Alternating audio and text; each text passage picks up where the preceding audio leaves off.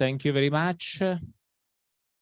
I want to thank the President Sally Chan for inviting me, the organizer of this amazing conference, Professor Alex Chan, the Vice President, all the distinguished guests for being here to discuss about this new topic of positive technology. Well, I will talk about it in the next 3 days, so we will share some vision about what is happening in this field. And today I want to share my vision about the concept of positive technology. Just a few words on myself. I have two souls. First, I am a professor. I teach cognitive psychology in my university. You see, this is my university campus in Milano. It's an old monastery that now is become a university. This is one of the cloisters of the university. But also I am a clinician. I work in an hospital like this, Istituto Oxologico Italiano. And so I have two different focus. The first one is the positive side of technology that I will discuss today, but also I have used a lot of technologies to improve healthcare, and we'll discuss about it tomorrow. And yes, I strained my ankle last week, but I wanted to be here because I feel that creating international links is important for moving science forward. So even if it was not simple, I have to move with crutches. Even going to the peak was a challenge with crutches, but I hope that you will enjoy my presentation. Well, I try to organize my presentation in 3 parts. Oh, it doesn't. Sorry. This way. No. There is a. Okay, there was a delay. Well, I will start from the negative side of technology. So we know very well that technology has a negative side, but understanding this negative side, I will show you that we can understand a lot about also the positive side. So I will try to outline what is happening now in the field of technology and the negative experience we can get from that in order to identify mechanisms that we can exploit for positive technology. So after this introduction about the negative side of technology, I will try to focus on the positive side and showing you some practical examples coming from research, so you can see what is happening in the world in this exciting field. Well, I want to start from the negative side and about what is happening in the field of technology. When I started very young to work with technology for my PhD, computers were very different. We have huge computers, biggest as a room. And for using them, you have to learn very complex languages and you need to be a very expert. Now, in this room, we have many computers. Each phone is a computer.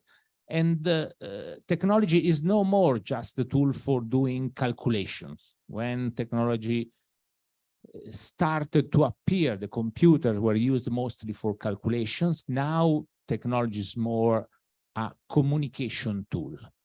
And the challenge is this spread of technology make us more happy?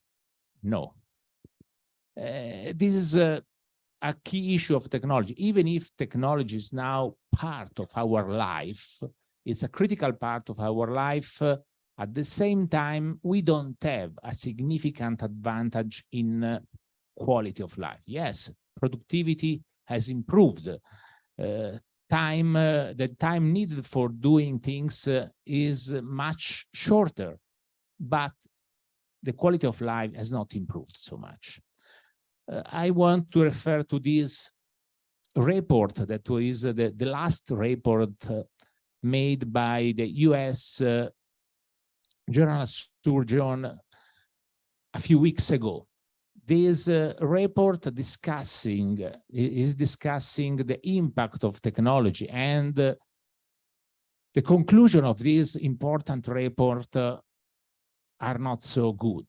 You see, the report say, well, we don't have evidence that technology is safe. We also know that for many people, for many children, social media that are now a significant part of our experience are a big issue. And now data supports this vision, the idea that the use of social media that are part of our daily life may reduce our quality of life. So the big challenge is why? Why social media technology is not making us more happy than in the past? The answer comes from an emerging discipline, cyber psychology. Cyber psychology is an emerging new area of psychology, mostly focused on two key disciplines, cognitive psychology and social psychology. And the idea is that cyber psychology tries to understand what happens when we use psychotechnology. What is a psychotechnology? It is a technology that has an impact on our ability to organize and share and acquire knowledge. So not all the technologies are the same. So we define them psychotechnologies when a technology is able to modify the way we organize and communicate knowledge. And what we know from research is that the using of a psychotechnology makes our brain different. This is an important outcome of cognitive research. Cognitive research clearly underlined that the use of technology creates what we define a crutches, you know, what we define a brain frame. The idea is that brain frame is an organization of our brain that modifies our expectations. I'll try to deepen this point because it's also important for positive technology.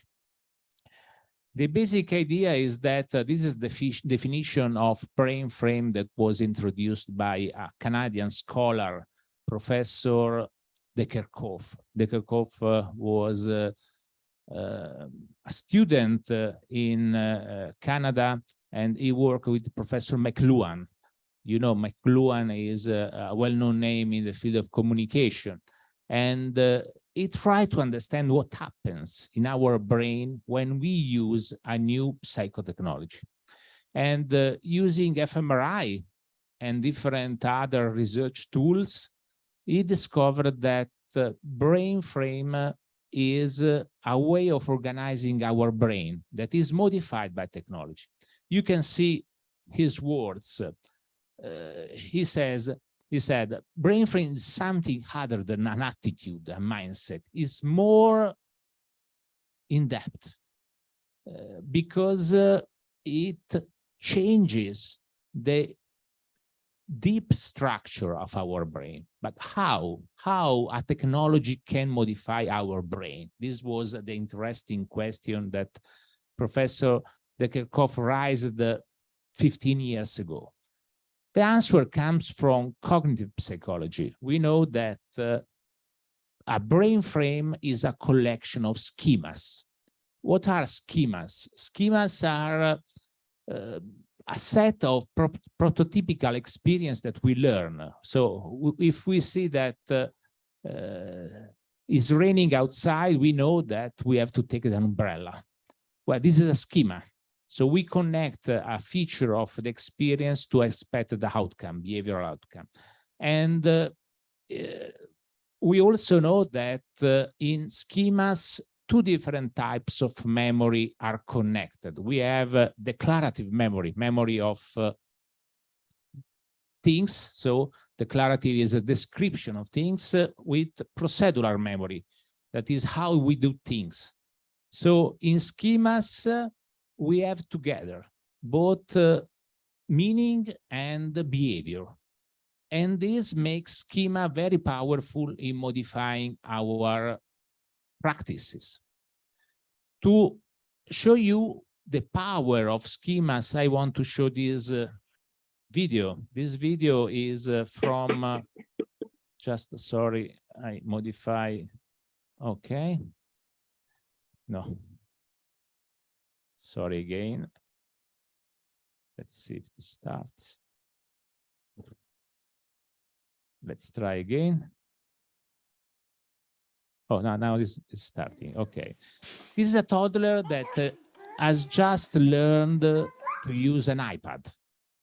This toddler is not able to speak, is not able to read, but is able to understand that for using an iPad, he has to use her fingers. Well, what is interesting is that the knowledge he has just made on the iPad is now transferred to any other part of her experience. In this case, is trying to interact with paper journals using the same schemas she has learned before. And what you see is that it doesn't work. For the toddler, a paper is an iPad that is not working. And this is a very good example in that of the way schemas are able to modify our expectation. She expects that the paper is able to interact with her movements, but it doesn't happen. And she is very surprised. And this happens for a baby, a toddler of 6 months of life. At 6 months of life, just a simple experience like interacting with an iPad was able to create new schemas that make her expect things will happen. And when these things will not happen, she will be surprised, worried.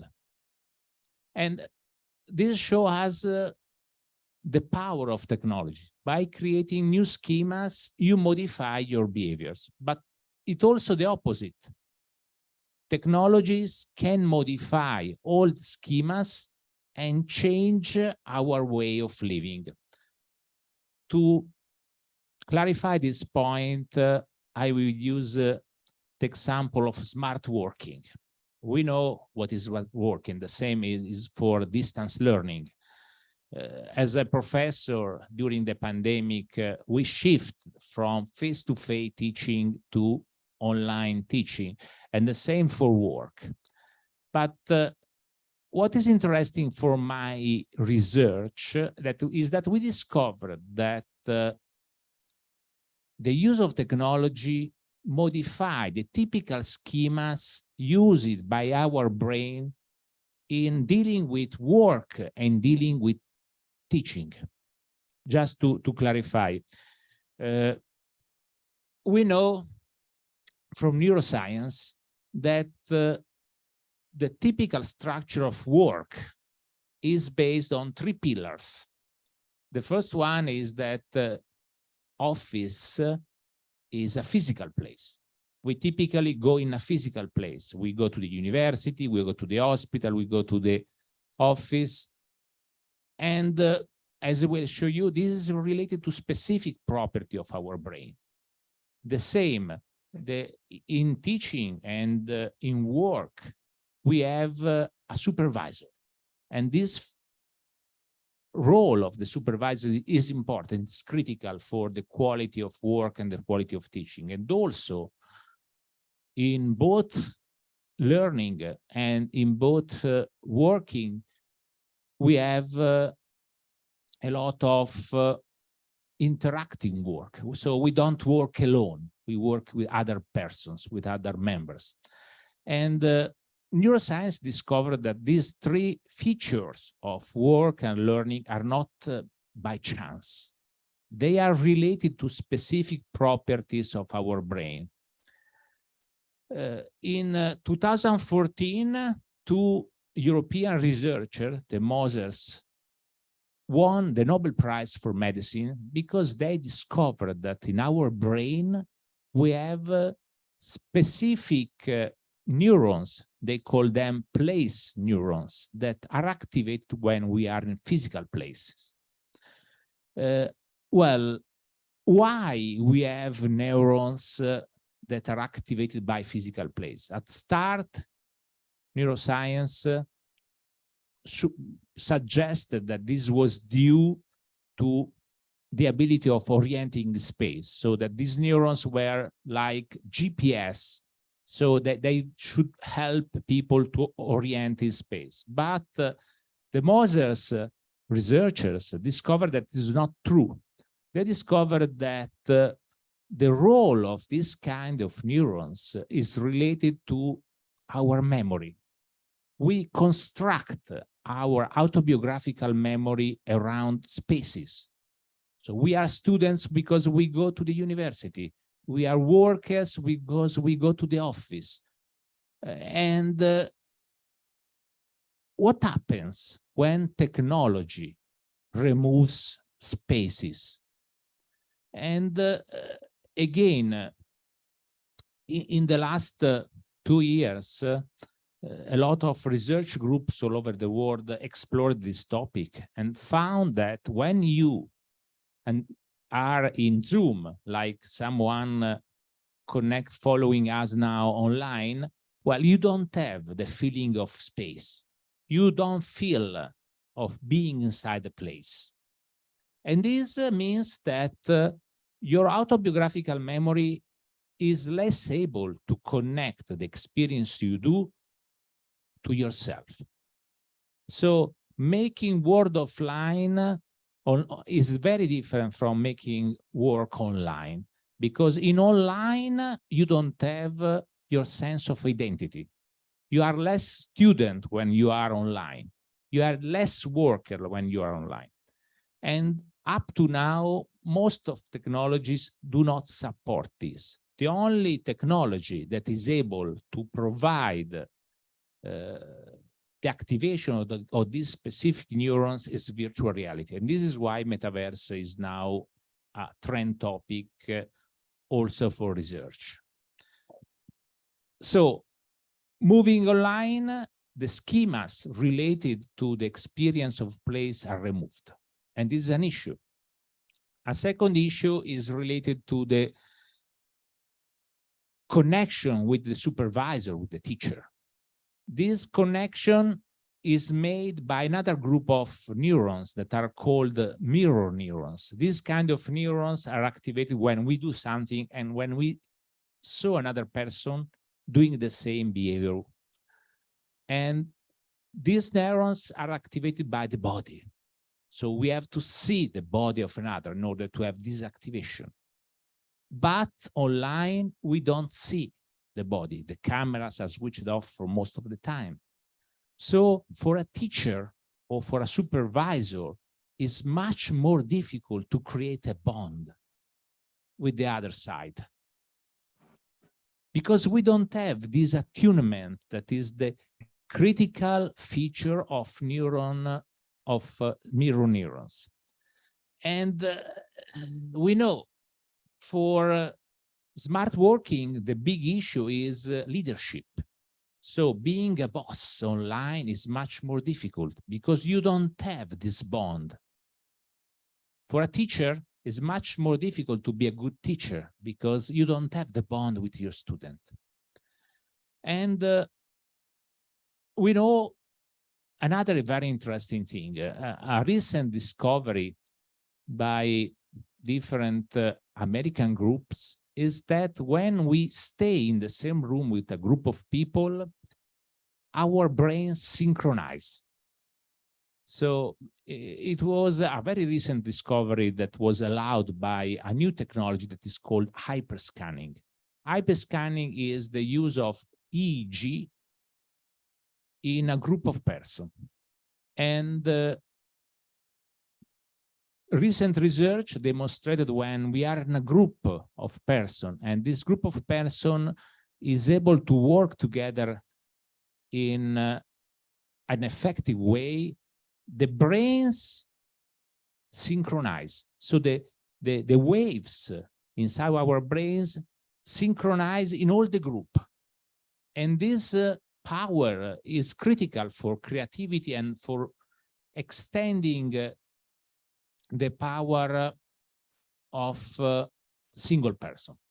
With when we are alone, our brain is limited by our own cognitive capabilities. But when we are in a group and we are able to synchronize, it's like in computing, when you have a multiprocessor computers, you know that when you have a multiprocessor computers, the power of the computer increases much more than the sum of the single processor. The same happens in real life. When we are together in the same room and we are connected, our brains sync, and this improves our ability of finding solutions. And we know that this sync is related to the ability of creating shared attention. So shared attention is the tool used by our brains to connect. Obviously, again, when we are online, shared attention is not more possible. This shared attention typically is related to the movement of the eyes and the shared of glances. But online, we are not able to do that. We know that when you are online, it's very difficult to achieve this sharing experience. So again, the use of technology, in particular smart working and distance learning, modified significantly the ability of our brain to achieve long-term schemas that were learned through evolution. And this is a big challenge for us, in the sense that research clearly underlines that the use of technology for smart working or distance learning disrupts a lot of long-term schemas that were developed by humans through evolution. We don't have the experience of place. We don't have the feeling of attunement. We are not able to share our brains. And in this sense, the use of technology may be a problem. However, from what we have seen, we can also learn an important thing, that by understanding how technology can modify schemas, we can try to improve our experience through positive technology. And this is the challenge of the second block of my talk. So we know that technologies has an impact on our experience through schemas. But we can do the opposite. So we can try to use schemas in order to improve our personal experience. And this is the goal of positive technology. So the positive technology approach is the use of technology for improving the quality of personal experience. The focus of our work is experience. Well, we know that experience is a personal thing, in the sense that experience is difficult to study and to handle because it's my experience. Each one of us has an experience that is different from the other one. But as I underlined in this paper published by American psychologists, we have two sides of the experience. We have subjective experience, that is what is our own experience. But also we have personal experience, that is experience that can be modified by external events. We know that external events can modify our personal experience. So if we focus on personal experience and we identify tools that can modify the feature, the quality of our experience, we can improve it. And the challenge of this emerging field is this one: identifying technology that is able to modify our personal experience. How we can do that? Well, we know, and this is a result of a 10-year of research of a large group of researchers all over the world.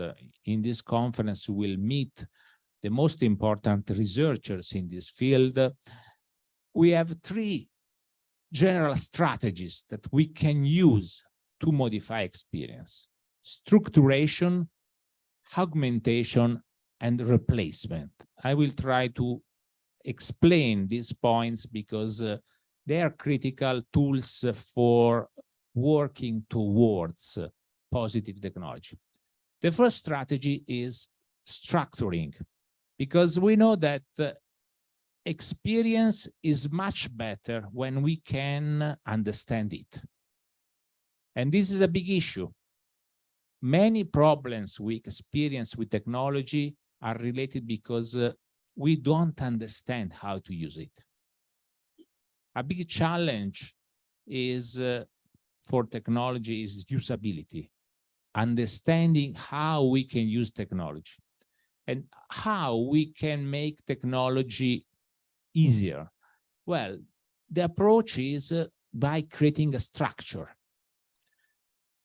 The critical feature of any structure are very simple. You need to understand the goal, because if you don't have a goal, the technology is useless. The second one are rules. So how we can achieve this goal, we have to identify clear rules to get the goal. And finally, we need a feedback system. So if we are not able to achieve our goal, the system, the technology has to support us in understanding why we were not able to achieve that goal. This approach is quite simple, but many of the technology we use every day typically have a problem in one of these levels. A problem can be that we don't understand the goal. Well, this new technology is fancy, but why I should have it? Why I should use it? The second one is, well, I understand the technology that can be very helpful. Artificial intelligence is great, but how I can use it? What are the rules? What are the processes I have to understand in order to use it? And finally, a feedback system, because the technology has to understand if I was able to fulfill my goal, and if not, it should support me in reaching that. The second approach is by augmentation. Augmentation means that we can use information coming from multiple senses. We don't have just a single sense. We don't have just vision. We have hearing, we have touch, we have smell, and so on. So the typical problem of technology is that technology is focused mostly on one sense or two as much.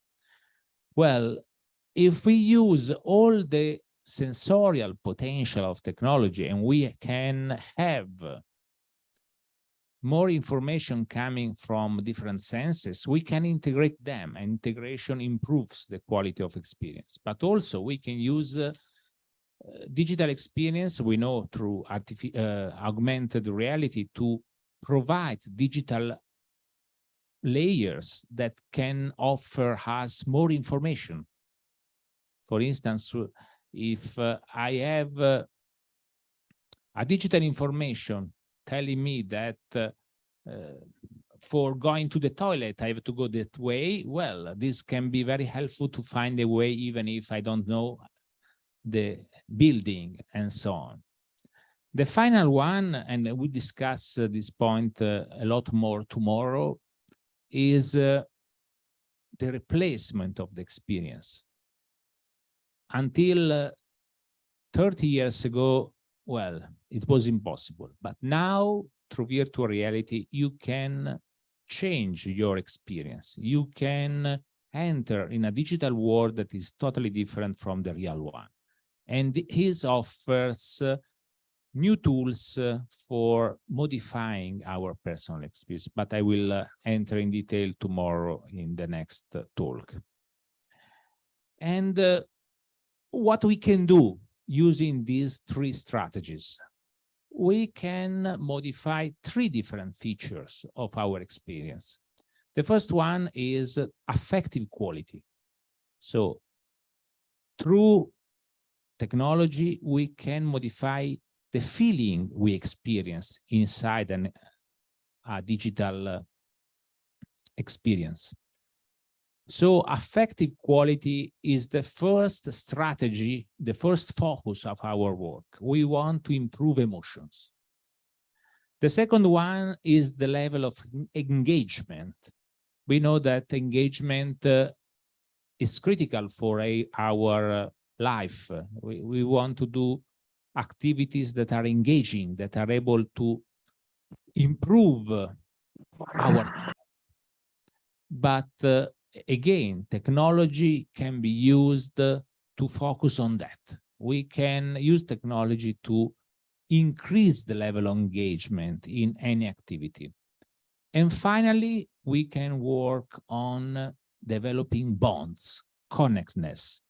If we are able to improve our bonds, our quality of life increases. So, to summarize, we have three strategies, and that will allow to focus on three different goals. We can improve emotions, the affective quality, we can improve engagement, we can work on flow, optimal experiences, and we can use technology to increase the level of bonds, so connectedness. And in this way, we can differentiate between three different types of positive technology. We have hedonic technology that are focused on emotions. The goal of hedonic technology is to increase positive emotions.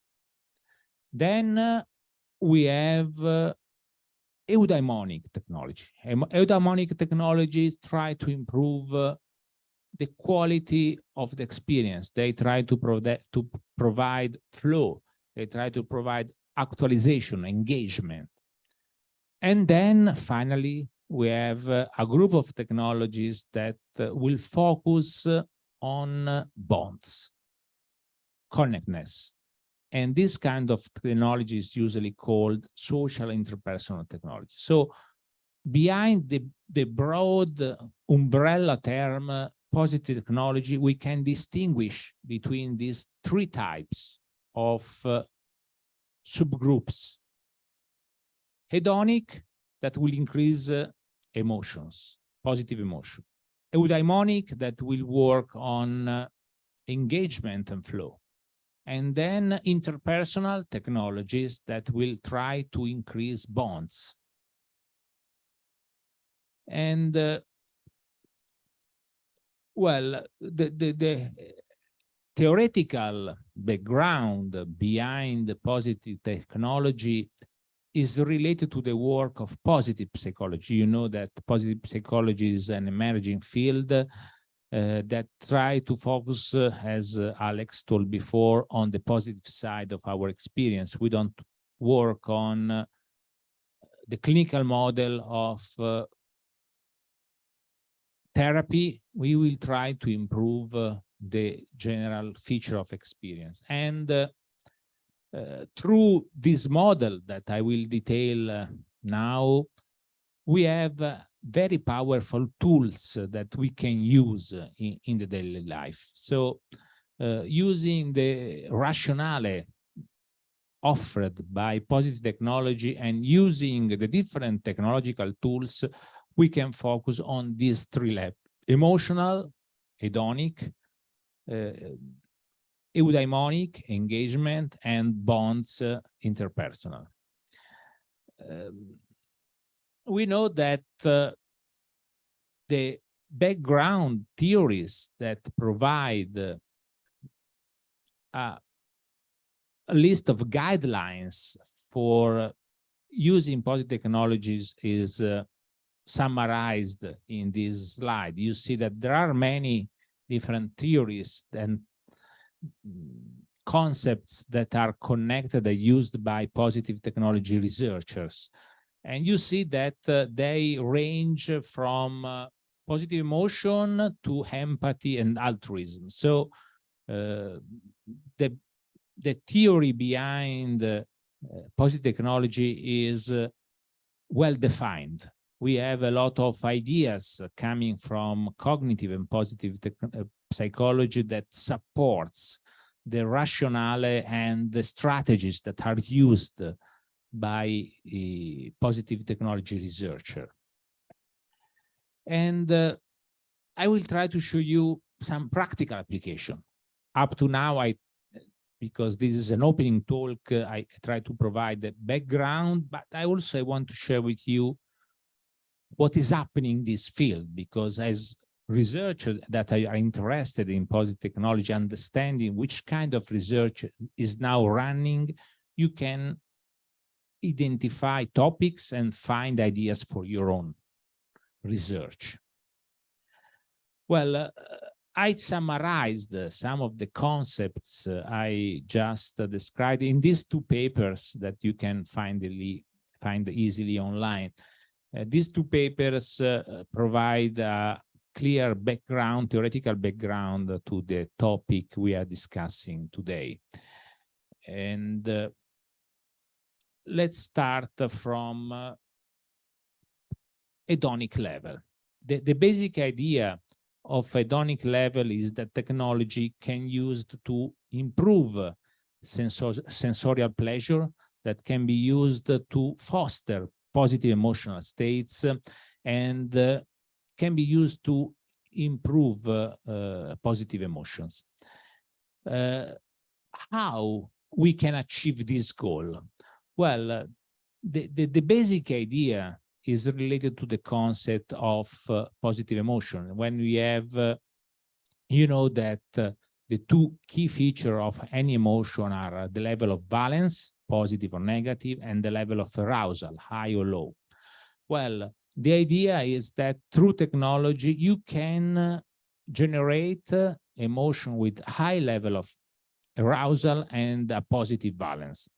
And the second step is to connect this emotional change to something that is relevant for you.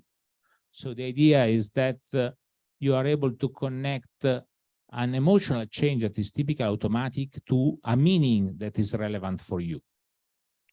And why positive emotions are so important, positive technology? Because when you experience a positive emotions, this generates not only a short-term improvement of your quality of life, but as suggested by Barbara Fredrickson in her broaden and build model, the idea is that when you experience positive emotion, you also acquire new schemas that you can apply in the future. So positive emotion are like markers that underline what you are doing and support its repetition in the future. So the strategy is quite easy. Let's try to increase valence, positive. Let's try to increase arousal and connect it to a meaningful event.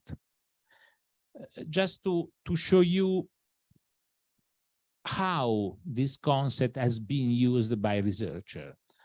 Well, we know that a lot of young and not only young person plays video game. And video games are part of the digital experience of many subjects now. Well, the interesting thing is that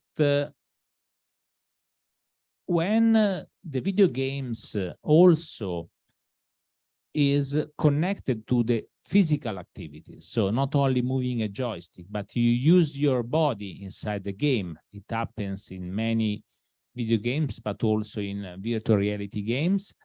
Well, the movement of the full body is able to increase positive emotions. This study was published a few years ago by an Italian colleague, Federica Pallavicini, and she demonstrated that video games that are able to provide physical activities, there are many now, not only increase the number of calories you consume, but also activate positive emotions. And this positive emotion can be used as marker for this specific activity and having a long-term effect. So even video games that sometimes we focus on addiction to video games, when are not only an experience that is focused on the joystick movements, but when you are able to move your own full body inside the game, well, this generates positive emotions through gamification. We know that gamification now is an emerging strategy in which you use rules, the structure approach we described before. So you provide the goal, you provide rules, you provide a feedback, and through gamification, well, even a boring activity can be more meaningful for you. The same strategy can happen, it happens in video games, and you can obtain a significant increase in positive emotion. A second strategy that has been used is the link between natural landscape and positive emotions. We know that one critical feature we lost through the pandemic was the ability of enjoying natural landscape. And natural landscape is a natural way to improve positive emotion. And in Hong Kong, you have a lot of natural landscape. Even if the downtown is full of skyscrapers, if you're just moving on the mountain, you can walk in a mountain stroll and enjoy the nature around you. Well, the positive things that was discovered through the pandemic, because it was impossible to enjoy the real natural landscape, is that the virtual natural landscape works as well. So experiencing a natural landscape through a technology, especially an immersive one, is able to produce the same positive emotion you have in real life. And this paper, a very recent, was published just 2 weeks ago, provide a systematic reviews of all the studies made, and the conclusions are very clear. Even if you are not able to enjoy a natural landscape, if you are so busy at work, you cannot stroll on the mountain, well, if you enjoy a virtual, a digital natural landscape on your phones, or even better in virtual reality, you will improve your positive emotion.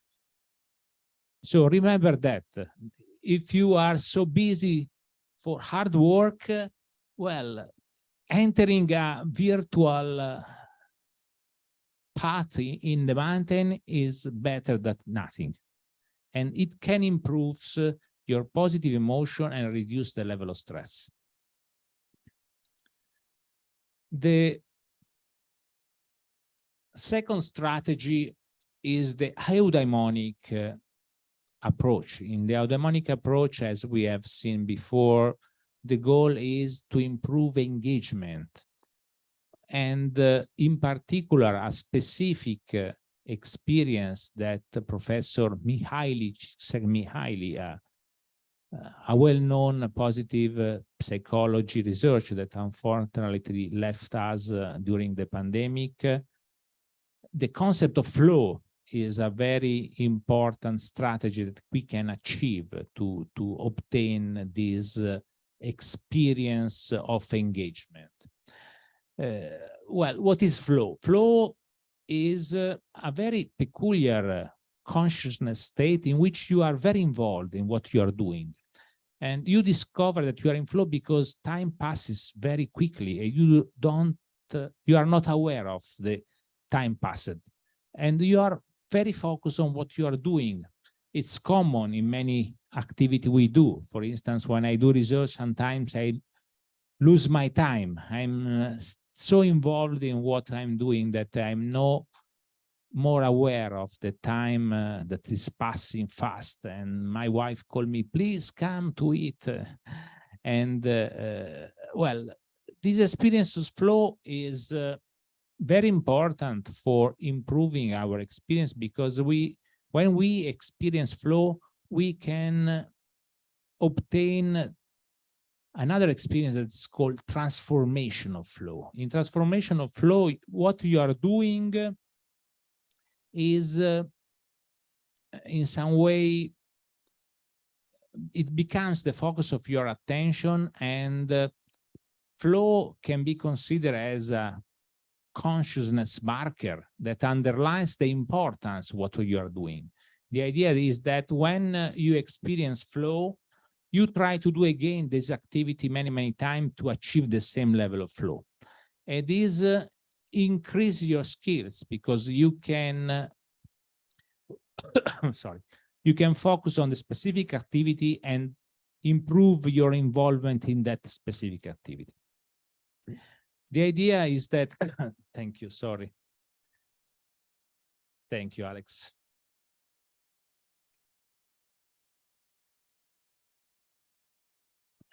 Thank you very much. So the idea is that through transformation of flow, you improve your level of self-realization. You improve your ability to achieve your goals. Again, some example can help. In this study, we used a very simple approach, that is group reminiscence. Group reminiscence, well, is quite easy to understand. The idea is that we have a group of young students and a group of elderly subjects. We ask to the elderly subject to explain specific histories of their life to young researchers. And the young researchers should use social networks to describe the elderly activities and making them aware for a wide public.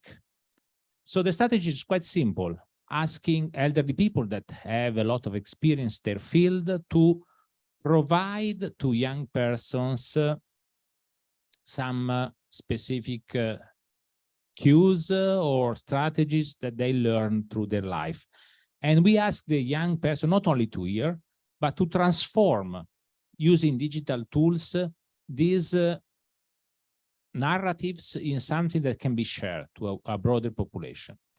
And the results was surprising, because for elderly people it's not easy to speak with many young person.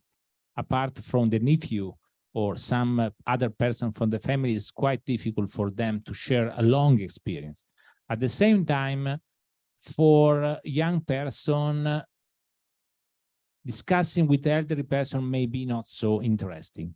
But putting them together and asking to them to hear the experience of the elderly, and at the same time asking to the young to transform this narrative in digital tools, that they can share in a social network, well, we were able to achieve a significant improvement of quality of life. Both young persons were very happy to discuss with the elderly, and the elderly were very happy to see that their knowledge were shared with a broader community. A very simple strategy that was able to produce a significant increase of quality of life in both sides. I think that this approach of intergenerational group reminiscence, that's quite simple, can be very helpful to create a bond between generations. Another strategy is, again, related by the use of video games. We know that in many video games, you can define and select your avatars. Avatar is your digital me. And the interesting thing is that you can use avatars to help the player to understand himself or herself. The idea is that you can use games as a self-reflective game experience that are able to provide you cues about who you are. A critical challenge for adolescents is understanding who they are. And typically this is achieved through experimentation. You try to define your boundaries, and this phase may be risky because you try to understand how far your boundaries are. But in many digital games, you can use the avatars and the roles associated to the avatars, because in many role-playing games, you can define who you are. You can be a warrior, you can be a sorcerer, so you can identify your role and try. The ability of video games of providing you a context in which you can put and try your skills and your abilities increases a lot your eudaimonic level. So you have a strong level of engagement in these games. We know that role-playing games are the games that more induce addiction in young person. But you can use the opposite. You can use this tool as a way to understand more about yourself. And this scoping review, also this recent scoping review, clearly underlines that many video games have the potential to be a way to understand your true self. So understanding who you are is a critical challenge in adolescence, and video games can be used as a tool in which you can test your skills and your abilities in without having risks. The final level is related, as we discussed before, to the social one. So we can use technology for creating bonds. We know that now, today, most of the social relationship for many of us happens through digital technology. We know that social media now are the most common socialization way for anyone, not only for adolescents, but also for adults. Social media are the way in which you meet people. The big problem is that we have seen before discussing about smart working. The big problem, the big issue is that socializing in digital spaces is very different from socializing in real life. We don't use the same schemas. We don't use the same brain mechanism. And the big challenge now for researchers is to understand how to recover the strategies, the skills we use in real life through technology.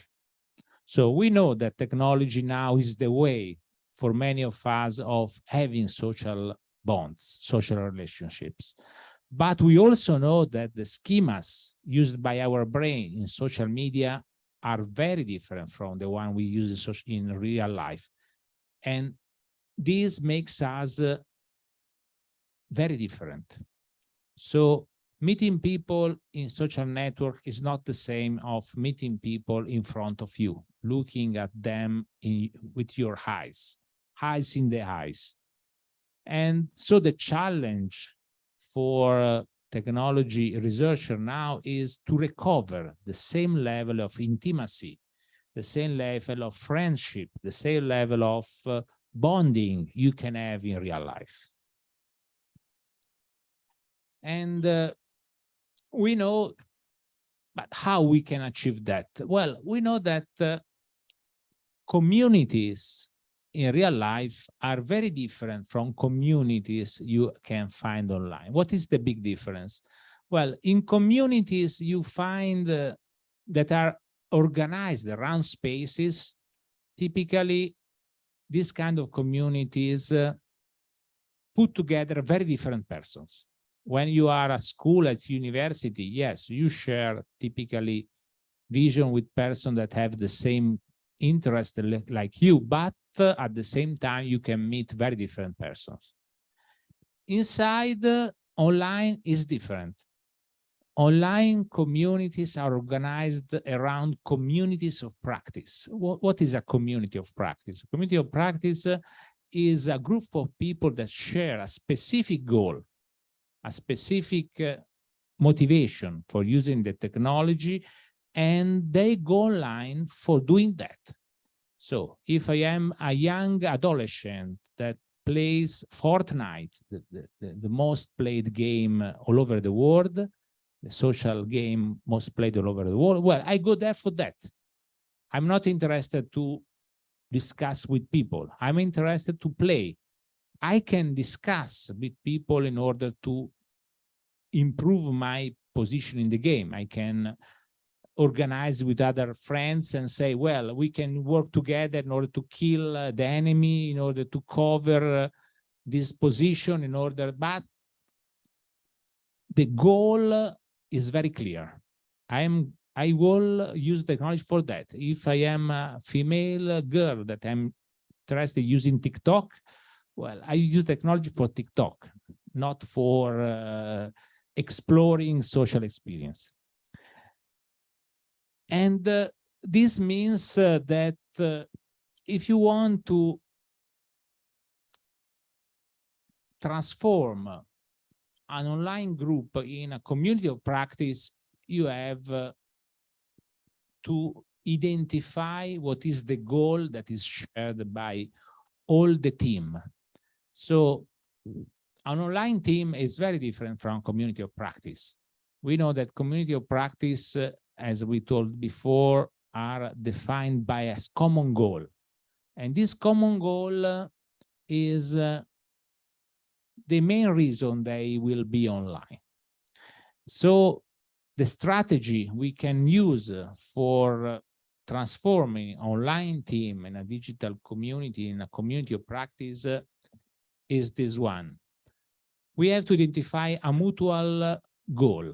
So we have to identify a strategy that can be shared by the population, by all the team, because this is the real motivation that will put the people online. The second one is a joint venture. So if we can transform a goal, a general goal, in a specific venture that connects all the people, this defines a new bond. So I am there because we have to survive in Fortnite. And this survival goal is what makes us committed. I will defend you, you will defend me, and we are not alone. We are a group that is working together to achieve this goal. And finally, what we need is a shared knowledge. We have to share a set of rules. We discussed before about the importance of structuration. So we have to define rules, and this rule has to be learned by all the team, and everyone has to be committed to follow the rules. If we have the goal, if we have the rules and shared knowledge, now this group of persons is no more just a team, it becomes a community, a digital community. And this digital community will try to defend themselves. They will try to, they create a boundary defining them in opposition to the other groups. And this creates a stronger bond between them. Another tool that is very helpful is the one of shared narratives. So the more the technology is able to create a common history that connects all the persons involved in the team, the more you have the feeling of not being alone. So the ability of technology of supporting a common history. We know that, for instance, video games, you can talk, you can discuss, you can even record what is done. We know that Twitch is now a well-known tool that is used to create a shared narrative. So we don't only play together, but we record and share what we do online in order to increase our bond. So why using Twitch? Well, someone will use Twitch to get some money from the vision of what you have done in the video game. But for many, it's not the money, but the ability of creating a history of themselves that is the main motivation for doing so. Putting them together, you are able to create a very specific cognitive state. It is called networked flow. Networked flow is the equivalent of the flow at social level. When you are able to develop a digital communities that is a community of practice, so is based on these three levels, you create a very specific flow state that is called the networked flow that is able to support creativity and increase performance levels. So the idea is that through this kind of bond that is achieved through digital technology, you also can obtain a very specific cognitive state. In networked flow, you are able to experience something similar to the experience you have when you shared your brain waves. So what is important is that when you are able to exploit in the right way the features of technology, you can create social experience that are not only simplified, but that can offer to the group improved level of creativity and performance. And we know that this can be achieved even better through simulative technology. In particular, virtual and augmented reality are now the technologies that can increase this level of networked flow. You know that in the last 2 years, many companies invested a lot of money in the metaverse. Why?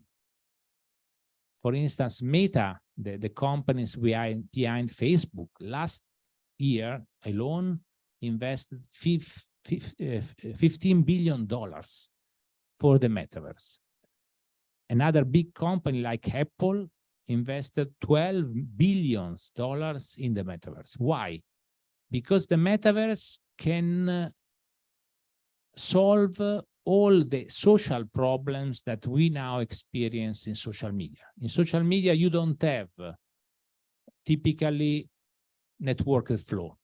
You don't have a full social experience. Instead, through community of practice and through virtual reality, you can reproduce inside digital technology the same feature of face-to-face social life. And this is why these companies are invested so much, because the killer application of the metaverse will be social experience.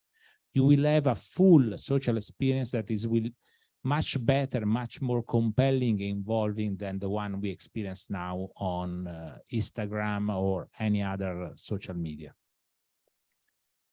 And we know that, and these are very recent studies made through different neuroscience devices, so using fMRI and hyperscanning, they clearly show that using virtual reality, you can reproduce the activation of specific cells in the brain, the same cells that you are able to activate in social relationships. We have seen that place cells are not activated in Zoom, sorry again, just some water.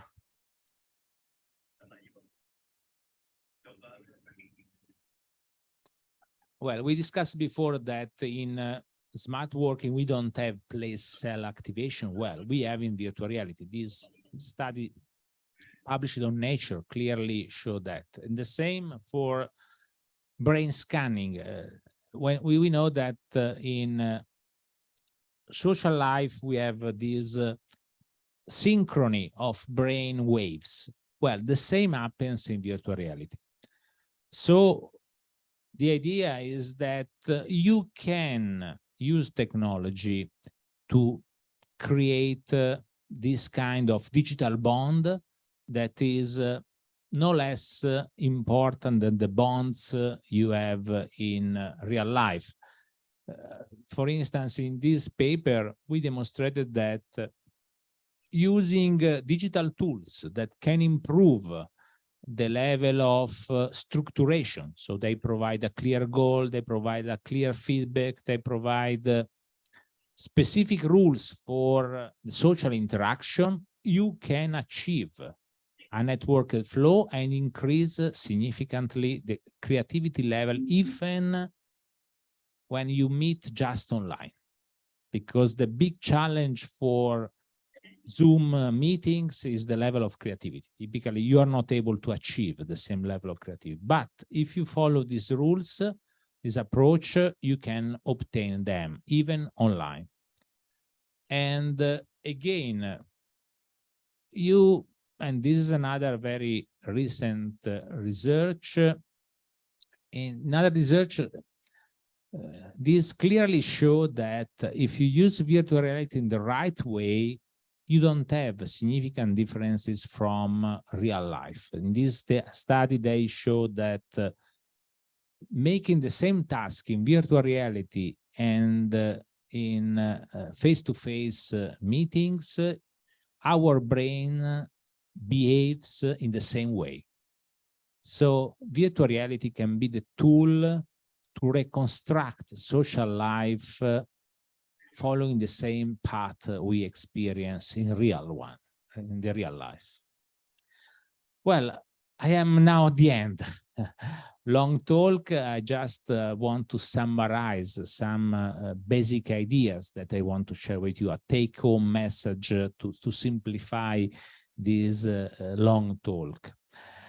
Well, we know that digital technology has an impact on our brain. Why? Because it modifies schemas. Schemas are the way through which technology modifies our experience.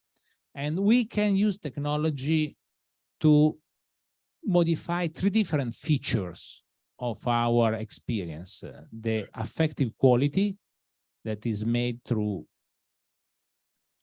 hedonic technology, the level of engagement, flow, actualization that is made by eudaimonic technology, and the level of connection and bonds that is made by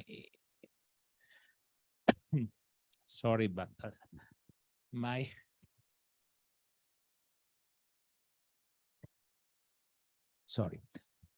the level of interconnection that is able to reconstruct our bonds.